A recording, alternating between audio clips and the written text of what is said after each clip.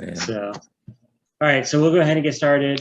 We have Andrew on. He can give us a quick little mortgage update, and then we are going to jump right into this RPA.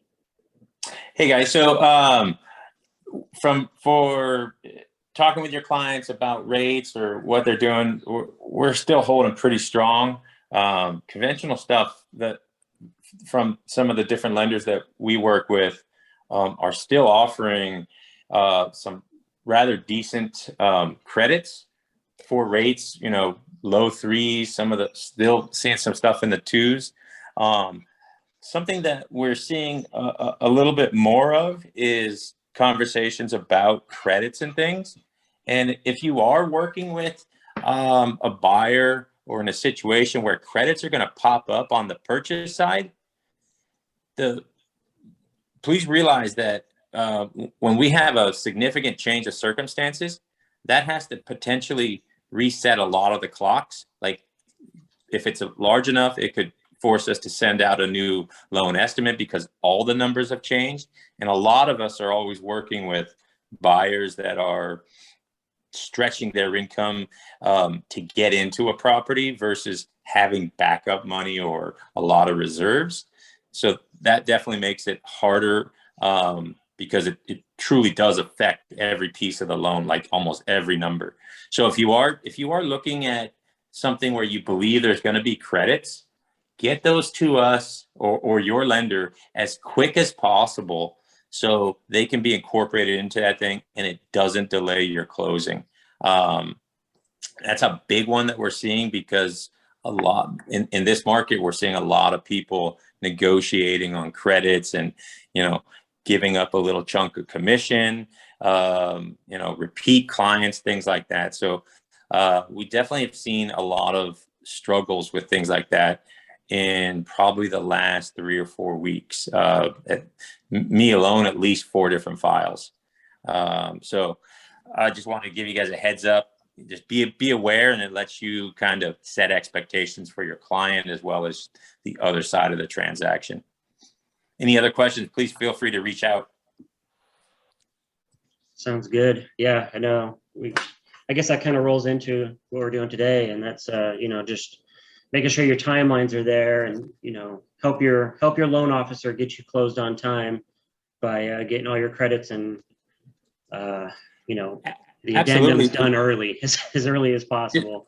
So it's interesting you bring up the timelines, and honestly, as I haven't had a real estate agent call me or email me in at least, it seems, when you bring it up, it seems like it's been a couple of months where an agent has actually called me to confirm, hey, we can release these loan contingencies. And we're usually pretty good about keeping everyone updated that we've got clear to close, things like that. But you know, that's a good practice to put in place because it does remove you from being a little bit of the responsibility if something goes, you know, wrong after contingencies are removed. So just keep that in your bag of tricks. It's something to do. Yeah, I agree. Okay, so I am not going to be covering the entire RPA today. I'm just going to be touching on some points of the RPA that I get a lot of questions on. If you still have questions after this, continue asking me questions. But I thought I would touch on a few things, misconceptions or whatever you want to call them, that are in the contract, that if you actually read the contract, you can see how things work when we get into contingencies and cancellations and things like that, because those are where I get the most questions, is contingencies and cancellations. But we're going to start from the almost top in section 3 here, which is going to be the finance terms. And I bring this up. What was that? Oh, that's Paul. Here, let me. So I bring up the finance term because with the way appraisals are going right now, there's been a lot of changes with the loan term or the applied loan term, you know, what the borrower is applying for with their loan as far as down payment. Because the appraisal maybe comes in a little short and now they, you know, can't put down as much money, so on and so forth. Well, just remember that if the borrower is putting down, or, you know, the buyer putting down 20%, and that's what's written in this section 3 part, then that is the contingency of the loan. And so let's say the appraisal comes back short and now they can only put down maybe 15% or 10%, and then they get denied the loan for some reason, maybe it's tight credit or something else. Their loan contingency was for 20% down, not 15% down. So if they're getting denied a loan for 15% when they would have qualified for 20, then they can't exercise that that contingency to back out of the contract. So keep these in mind when you're writing up your counter offers and such, that, you know, I've seen a couple of them where agents have actually put in the counter offer that should the appraisal come in lower, that the borrower reserves the right to change their loan program. And that's a good way to keep this contingency in place should the borrower have to change their loan program based on a shortened appraisal. So keep that in mind. And everything you type in here is part of the contingency. So if this is a FHA loan, be sure to check it. That way there, the FHA loan contingency is in place for the borrower.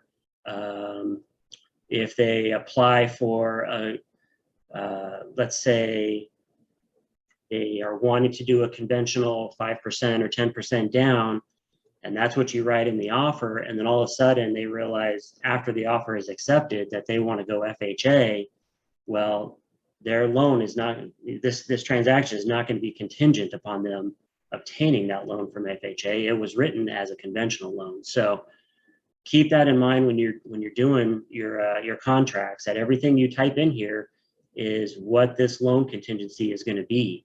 You know, you can put a rate in here, you know, not to exceed 3%. So if they get denied a loan that, you know, was at 3.1%, well, they can exercise this. So everything you type in here creates that contingency and what the specifics are of the contingency. So just keep that in mind as you're going through. If you guys have questions as we go to, feel free to ask. It should pop up in the chat. So we'll do section 4. This is just a quick one, sale of buyer's property. You know, be sure that you're putting your form COP in place if your buyer has to sell a home in order to purchase this other home. We've run into this a few times where the COP was not incorporated into the transaction and it's gotten a little dicey. So be sure you're putting in that contingency with the offer, not afterward. You need to do it with the offer so the seller knows that the buyer has to sell a home first, that there's a contingency in place on this sale. This is not necessarily a timeline, but I get these questions a lot. And this is the government requirements and retrofit. So this gets countered out a lot. When would this come into play? Well, if you're in if the subject property is in a city or area where the government or the local government has something that needs to be maybe checked or done, maybe the city inspector needs to come out and check for zoning violations, things like that, in order for the sale to take place. This is where this comes into play. You know, who is going to pay for that stuff? Is it going to be the seller? Is it going to be the buyer? You know, if you have maybe a brand new home in a brand new community, you're probably not going to worry about this too much. But if you've got an older home, maybe it has some additions, some things that maybe just don't look right, I would definitely make sure you keep this in place, because it can come in later in the transaction. So there are a few cities here in Southern California. There's a there's some stuff up in Northern Cal too, that pertain to that. So that's what that is. It has to do with, does a local government need to come and do any inspections or anything like that? If there's any infractions, who's paying for it? So you're setting this up front. We'll go down to section 10. So the statutory disclosures, these can't be waived. No matter what the seller says, if it's a statutory disclosure, it needs to be done in order to transfer title of this home. So this is kind of for the listing agents. When you have a listing, you want to make sure that you're getting all of your disclosures over to the buyer in a timely manner, because the more you delay it, the more it delays the contingency of that coming over. So those timelines are in 14A, which we are going to go over next, actually. So actually 2 more down. So be sure you get your TDS, your SPQ, your NHD. If there's lead base, that has to go out. If it's in an earthquake zone, if it's pre-built 1960, you have to do the earthquake hazard. Make sure you get all of that stuff over to the buyer as quickly as possible, so that they have time to review and you're not holding up the sale by getting that stuff over there. The avid counts in that as well. You want to get that avid over there. Everything you send over needs to be within this time period of 14A. So I noticed on the new contract, we're going to get a new RPA, I think in December. I was looking at a draft of it. They are including the hazards book now in this section 10.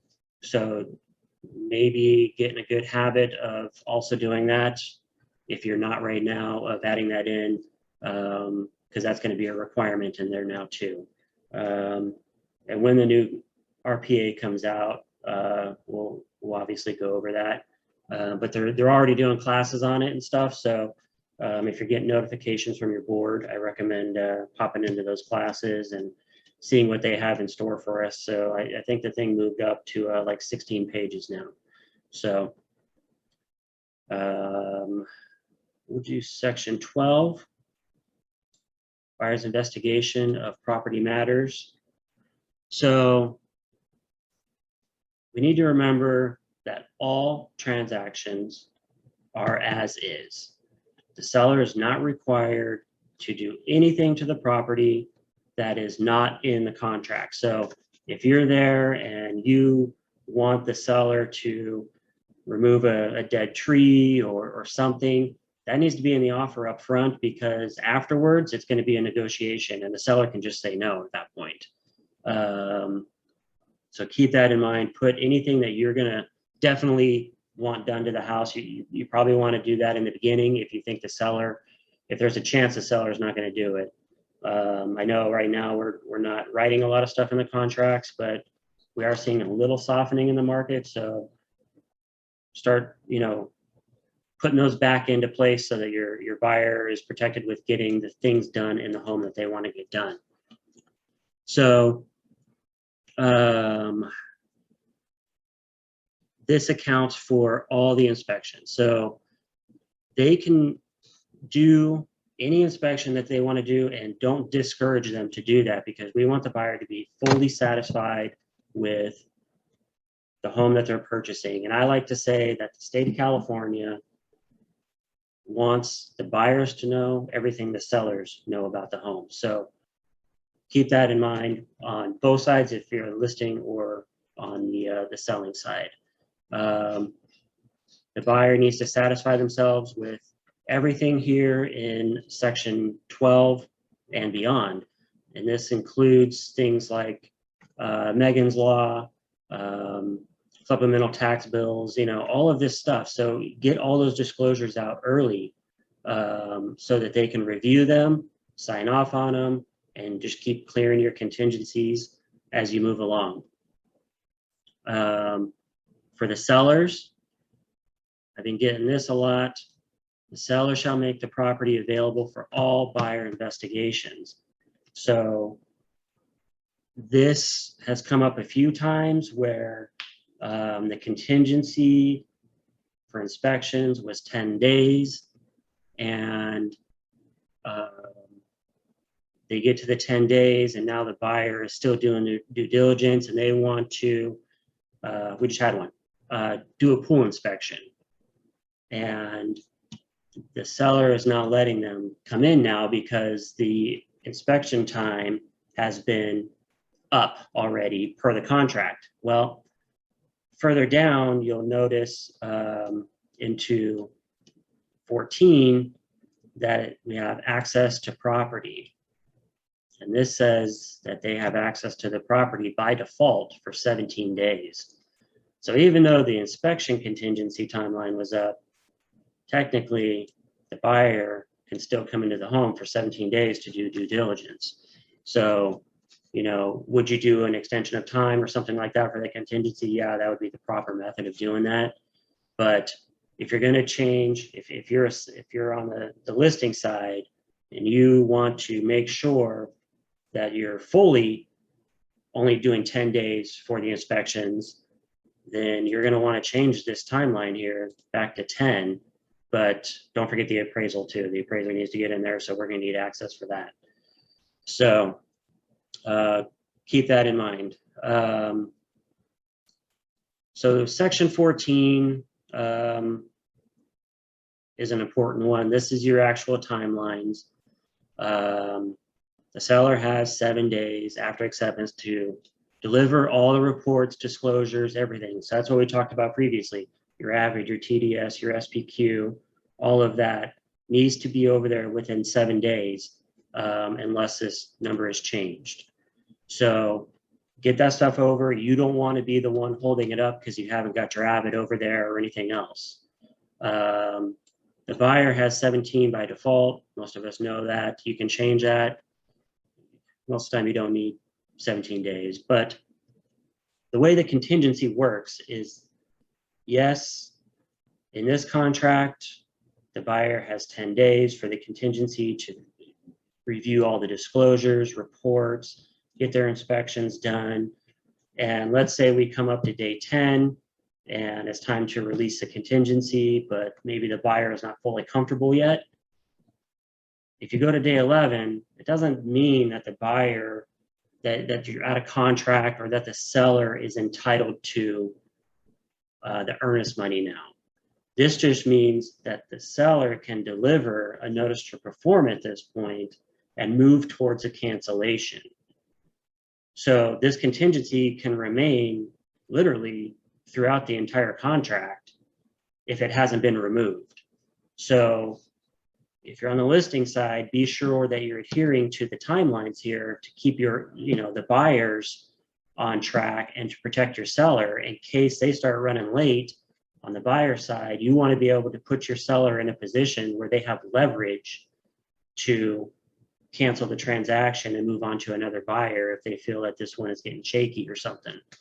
So same thing with the buyers. The notice to perform can actually be sent 2 days prior to this date. So if you have a very aggressive listing agent on the other side, they can deliver that notice to perform on day 8 so that on day 10, they can send over the cancellation should you not remove your contingency.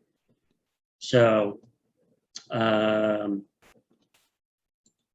you can see here, continuation of contingency, even at the end of the specified time in 14B1 and before the seller is canceled, if at all, the buyer retains the right in writing to either remove remaining contingencies or cancel this agreement based on remaining contingency. Once the buyer's written removal of contingencies is delivered to the seller may not cancel the agreement based on 14D. So they couldn't cancel on you afterwards after you've delivered the removal of the contingency. So this is a big one for the listing agents, and this is where I probably run into a a lot of the bigger problems is that the listing agents aren't putting their sellers in a position to be able to cancel because, maybe the contingency timeline for inspections was default 17 days. And now we're, day 25, day 30, everything's running late. And the contingencies, at least these ones haven't been released yet.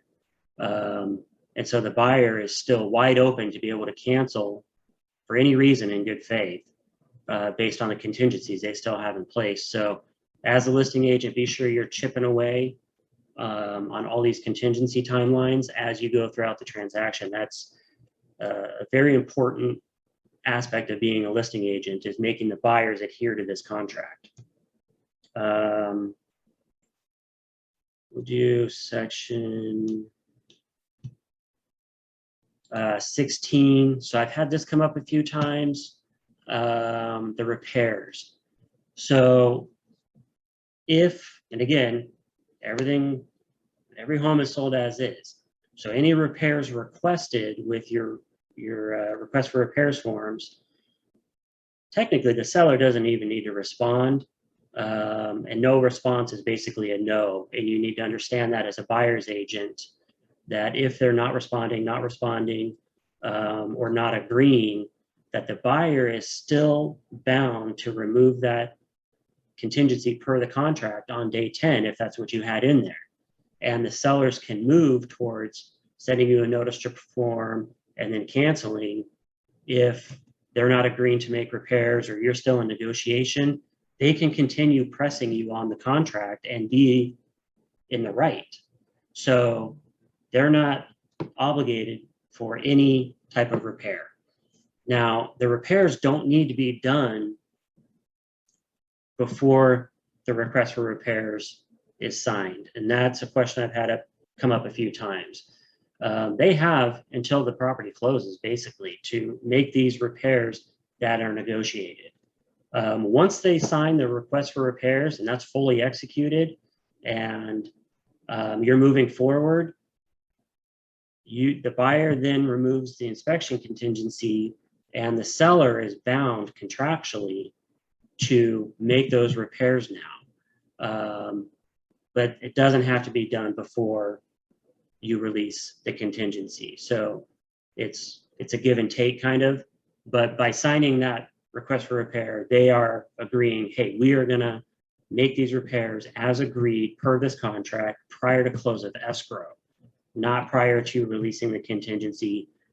So be sure you're explaining that well, because I do have that come up sometimes where, the buyer won't release a contingency because the repairs aren't done yet, but that's not what this says. Unless you write that in your request for repairs that they need to be done by a certain date, then that would change the contract and the contingency timelines. So other than that, I can go deeper into any of these if anybody has any questions. Yeah, that's pretty much what I wanted to cover. So if anybody has questions, go ahead and throw them in the chat. You can bring it up to me privately. Maybe you have something going on right now that you have a question on that came up after this. I'm happy to answer it and go through this again. I know I went through a little fast. We also in the back office have there's 3 videos back there that I recorded a while back. It's Mastering Contingencies. It's a 3-part series. It's probably about 30 minutes in total. I recommend going through that. It's a little dry, but it is going to really empower you on how you handle your contingencies and, working with the listing agent, because maybe their idea of what the contingency release is not correct, and that happens quite often. There's also another one back there called Mastering Cancellations. It's also a 3-part series. I had to do 3 parts on these because actually there's a lot involved with the contingency releases and the cancellations and doing them properly and who initiates and things like that. So, because that can all matter on when you're having earnest money released as to who initiated cancellation, so on and so forth. So, and if contingencies are in place. And I guess in closing, let's remember that if a buyer is canceling in good faith, and the contingency is in place still, they are entitled per the contract to have their earnest money released, but it takes two signatures, the buyers and the sellers, to release the money from escrow. So don't make promises that, I promise you'll get your earnest money back, so on and so forth. Contractually, yes, they would be entitled to it if they're canceling in good faith with a contingency in place, but that doesn't mean the seller is going to agree. We have some greedy sellers out there. We have some that maybe owned homes in other states and they do things differently. And they don't want to release the earnest money. They feel like, once the contingency date is up in the contract, that the buyer is automatically in default and they get the earnest money. And that's just not how it works here in California. So keep that in mind. I like to tell my buyers, yeah, per the contract, you are entitled, but we need to have both signatures to release that earnest money. So that way there, I'm setting their expectations up front. Other than that, like I said, guys, give me a call if you, get stuck on anything. Hopefully this helps a little bit. We have one. At what point do we do a demand for money?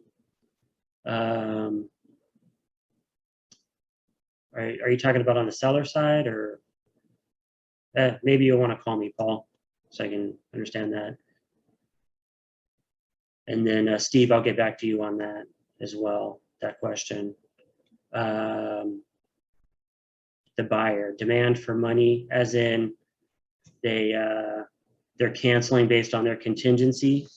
It's per the contract. So if the buyer has initiated the cancellation in good faith based on their contingency and they are due their earnest money back, yes, you need to, there's a special form for demanding the money to be released from escrow with just one signature. It takes 10 days from the time that notice is delivered, and escrow will deliver that to the seller if they are not responding. And if they are still not responding after the 10 days and escrow is dragging their feet, or maybe their policy is that they don't want to release that release the earnest money with just one signature, then it's probably time to speak to an attorney to get things moving in that direction. Because again, the buyer is entitled per the contract and the seller needs to do something. You can't just not sign the cancellation and dodge it and not take phone calls and let this money just sit in escrow. Something needs to be done with it. So yeah, we'll talk about that a little bit more, Paul, because we're kind of at the limit here. I know you've got that one transaction going. So, all right, guys. Well, hope everybody has a great week, and I'll talk to you later.